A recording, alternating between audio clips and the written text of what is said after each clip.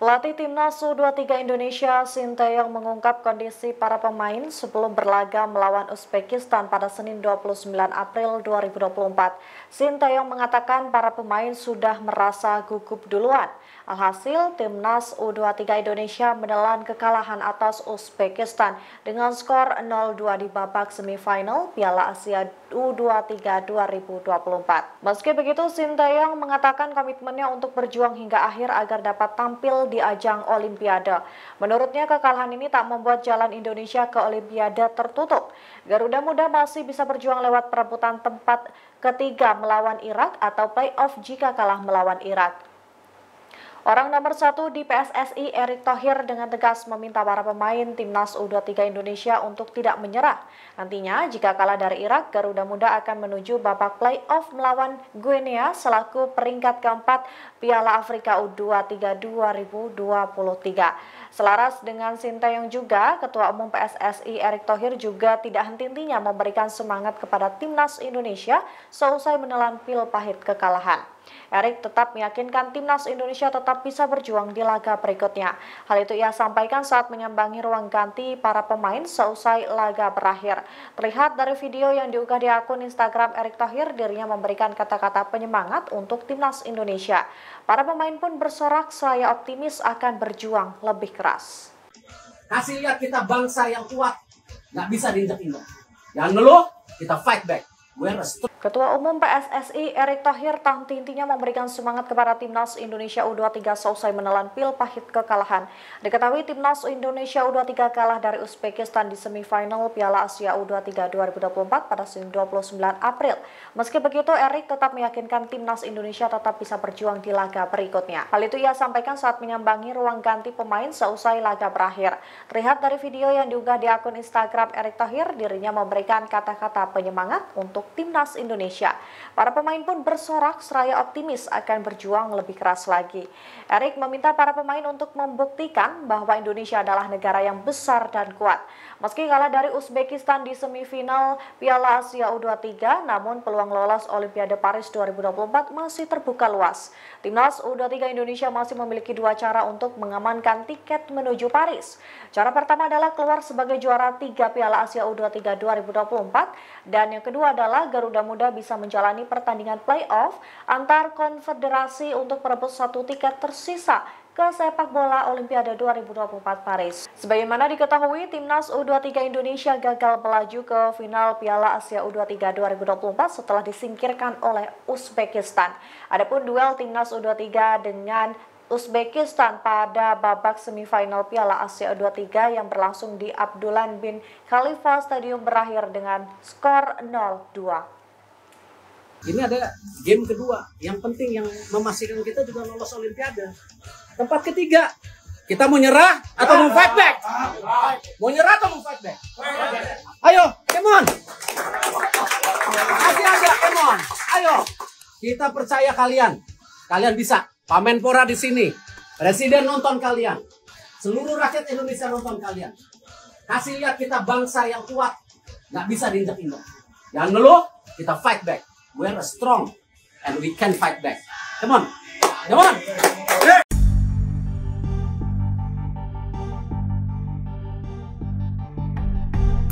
Mahkamah Kehormatan Dewan atau MKD DPR akan mengusut terkait plat mobil Alphard yang dipakai Brigadir Ridal Ali Tommy di lokasi kejadian. Diketahui Brigadir Ali tewas bunuh diri di dalam mobil Alphard di Mampang Perapatan, Jakarta Selatan pada Kamis 25 April 2024. Rupanya plat mobil tersebut diduga palsu. Wakil Ketua MKD DPR Nazarudin Dekgam mengatakan bahwa pihaknya akan memanggil pihak pemilik Alphard tersebut. Mereka akan meminta keterangan dari pemilik mobil untuk memperjelas kejadian ini. Pasalnya ada kejanggalan pada nomor kendaraan yang dipakai oleh Brigadir Ali. Angka Romawi dan nomor yang tertulis pada plat nomor menandakan bahwa plat tersebut adalah palsu. Sebagaimana diketahui sebelumnya, seusai Brigadir Ali tewas bunuh diri, mobil yang menjadi TKP pun disorot publik. Mobil tersebut sekilas tampak mirip dengan plat mobil DPR. Namun Nazarudin menduga bahwa plat mobil itu adalah mobil palsu. sebab tidak ada plat nomor kendaraan seperti itu di mobil dinas DPR. Ia juga menjelaskan bahwa angka 25 yang tertera pada plat mobil Alphard yang digunakan Brigadir RAT juga tidak terdaftar untuk mobil dinas DPR.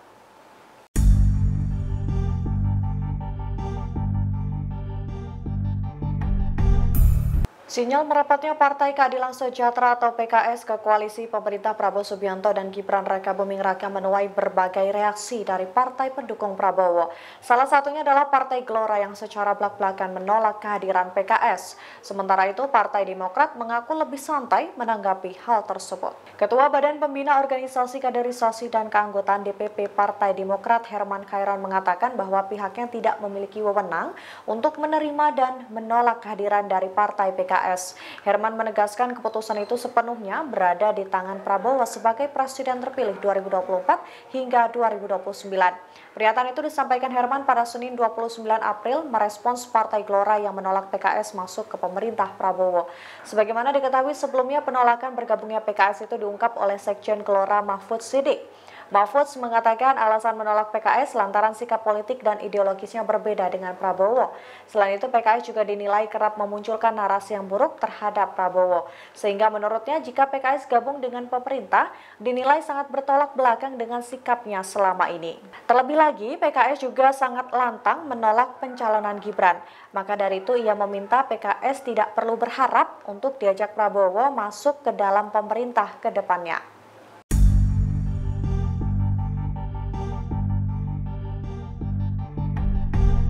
Satu persatu fakta terkait kasus tewasnya Brigadir Ridal Ali Tommy terungkap.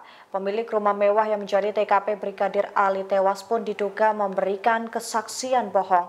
Ia mengaku tidak memiliki ajudan dan menyebut Brigadir Ali hanyalah temannya. Sebagaimana diketahui, Brigadir Ali Tommy meninggal di depan rumah mewah Jalan Mampang Perapatan 4 RT 10 RW 2 Kelurahan Tegal Parang, Mampang, Jakarta Selatan.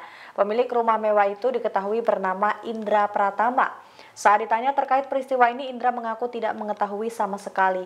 Ia bahkan membantah kalau Ali adalah ajudannya. Ia menyebut sosok Brigadir Ali Tommy adalah kerabatnya yang sedang silaturahmi di rumahnya. Pernyataan Indra Pratama ini rupanya tidak sesuai dengan fakta. Kabid Humas Polda Sulawesi Utara Kombes Mikael Tamsil membenarkan bahwa Brigadir Ridal Ali Tommy sudah 2 tahun bekerja di Jakarta. Ia juga mengatakan bahwa Brigadir Ridal Ali Tommy bekerja di Jakarta tanpa sepengetahuan atasannya.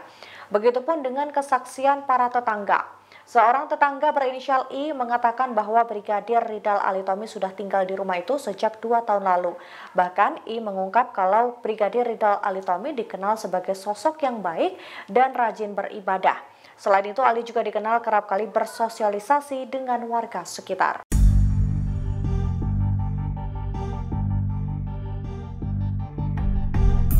Nama Shen Yinhao, wasit asal Tiongkok, mendadak ramai menjadi perbincangan hingga trending di X usai memimpin laga semifinal Piala Asia U23 Indonesia dengan Uzbekistan pada Senin 29 April. Lantas siapa sosok Shen Yinhao yang menjadi kontroversi ini? Diketahui sebelumnya timnas Indonesia U23 ditaklukkan 0-2 oleh Uzbekistan di Stadion Abdullah bin Khalifah di Doha, Qatar. Hasil ini membuat perjuangan Garuda Muda kandas di semifinal dan menyisakan perburuan peringkat ketiga untuk tiket ke Olimpiade Paris 2024. Indonesia kalah dramatis dari Uzbekistan. Alhasil wasit Shen Yinhao banjir kritikan setelah mengecek VAR. Diketahui Shen Yinhao sepanjang karirnya beberapa kali memimpin pertandingan sepak bola penting. Ia mendapat lisensi wasit dari Federasi Sepak Bola Internasional pada 2018. Sebelumnya Shen Yinhao juga sempat menjadi penentu laga sepak bola dalam gelaran Pesta Olahraga Asia Tenggara atau SEA Games. Momen itu terjadi ketika Garuda Muda bertanding melawan Kamboja di SEA Games 2023 di Stadion Olimpiade Nasional Phnom Penh pada Rabu 10 Mei 2023. Kala itu Shen Yinhao menjatuhkan penalti kepada timnas U22 Indonesia lantaran Muhammad Ferrari dianggap melanggar pemain Kamboja. Kapten timnas U23 Indonesia Rizky Ridho pun mendapat kartu merah pada babak kedua. Wasit pun mengusir Rizky Ridho setelah ia mengecek VAR dan menganggap Rizky melanggar pemain Uzbekistan. Uzbekistan pun berhasil menggandakan keunggulan menjadi 2-0 setelah tendangan bebas dan gol bunuh diri dari pemain timnas Indonesia. Bagi kami nggak masalah, mau di luar, di dalam, kami punya pengalaman tersendiri ya. Tetapi kebijakan untuk mengambil apakah itu di luar atau di dalam koalisi atau oposisi, sekali lagi ini dalam ranah Majelis Syuro atau Badan Pekerja Majelis Syuro. Saya sebagai Presiden PKS akan melaksanakan apapun kebijakan yang akan diambil oleh Majelis Syuro.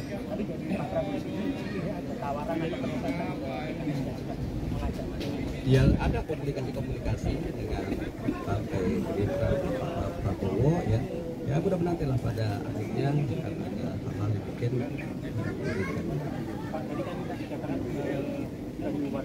iya.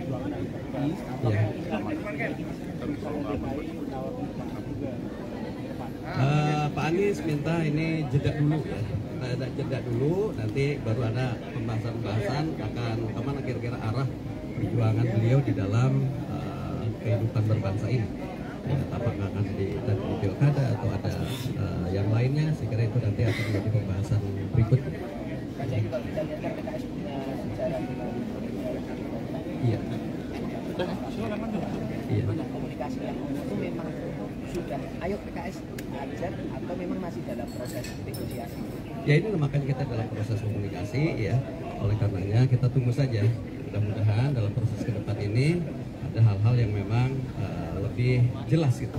Apakah tawaran atau apa segala macamnya, itu karena kita belum ketemu secara langsung, ya. Belum ada jadwal dengan Pak Prabowo kapan? Belum. Insya Allah mudah-mudahan akan tetap ada pertemuan. Pak Saiku, Insya Allah, ya. Pak Saiku, publik kan mengharapkan sebenarnya ada oposisi dan harapan itu ditumpukan kepada PKS. Gitu. Kalau akhirnya nanti merapat juga ke kubu pemerintahan, bagaimana menjelaskan kepada pemilih PKS? Ya, bagian itu seluruhnya bahwa di musyawarah Majelis Syuro itu bukan hanya sekedar menetapkan mau oposisi atau koalisi, tapi seluruhnya berdasarkan kajian. Berdasarkan juga kita meminta masukan-masukan dari berbagai daerah. Nah, dari situlah kemudian kita mengambil kesimpulan yang itu akan diputuskannya di musyawarah Majelis Syuro. Nah, jadi itu bukan hasil kemudian asal kemauan pribadi-pribadi. Tapi sekali lagi ini adalah keinginan bersama. Nah, cuma apa yang ingin diinginkannya itu yang belum tahu. Nanti yang kita tunggu.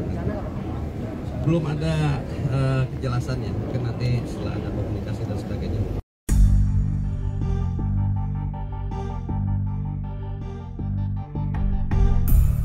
Konflik di Timur Tengah masih terus bergulir dan memanas hingga saat ini. Kelompok Houthi Yaman kembali menyerang kapal yang terafiliasi dengan Israel di Samudra Hindia. Dikutip dari NDTV, pada Selasa 30 April 2024, Houthi kembali menyerang 4 kapal kontainer MSC Orion berbendera Portugal yang sedang berlayar di Pelabuhan Sines, Portugal dan Salalah. Serangan itu dilakukan sebagai bentuk pembelaan Houthi dengan Palestina terhadap tindakan militer Israel di jalur Gaza. Diketahui pemilik MSC Orion sendiri adalah Zodiac Maritim, pengusaha Israel Eyal Over. Adapun militan Houthi selama ini bersekutu dengan Iran untuk membela Palestina. Mereka telah melancarkan serangan drone dan rudal berulang kali di Laut Merah.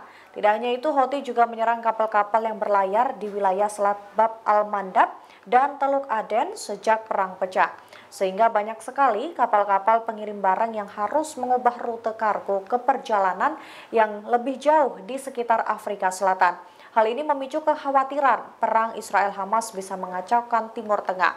Pada bulan Maret lalu, pemimpin kelompok tersebut juga mengatakan bahwa pihaknya memperluas wilayah serangan untuk mencegah kapal-kapal yang memiliki hubungan dengan Israel melewati Samudra Hindia menuju Tanjung Harapan. Kelompok yang berafiliasi dengan Iran ini juga menargetkan kapal komersial Silades serta 2 kapal perusak Amerika Serikat di Laut Merah.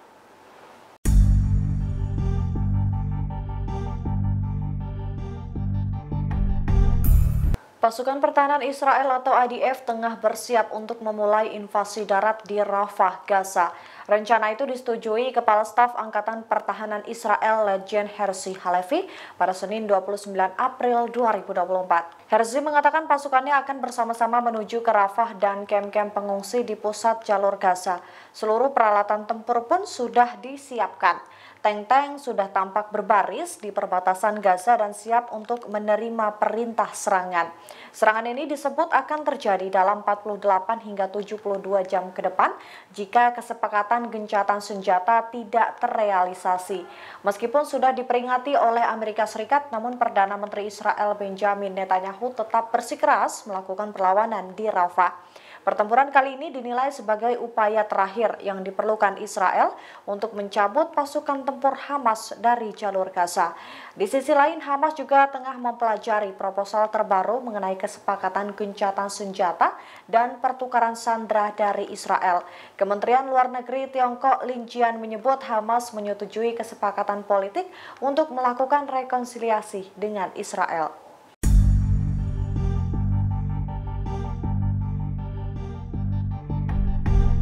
Israel masih terus meluncurkan serangan memanas ke jalur Gaza.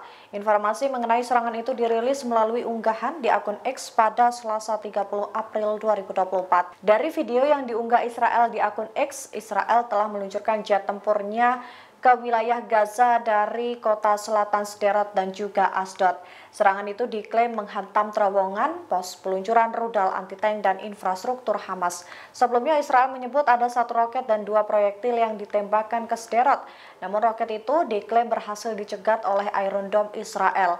Lebih lanjut, IDF menyebut beberapa serangan udara juga dilakukan selama sehari terakhir di jalur Gaza. Mereka mengklaim berhasil menyerang gudang senjata di Gaza Tengah. Dalam insiden lain, IDF juga mengatakan bahwa pasukan cadangan Brigade Yiftah mengintai pasukan Hamas dan sedang memata-matai pasukan IDF dari sebuah gedung militer. Tak lama kemudian IDF pun langsung meluncurkan serangan pesawat tak berawak terhadap musuh di bangunan tersebut.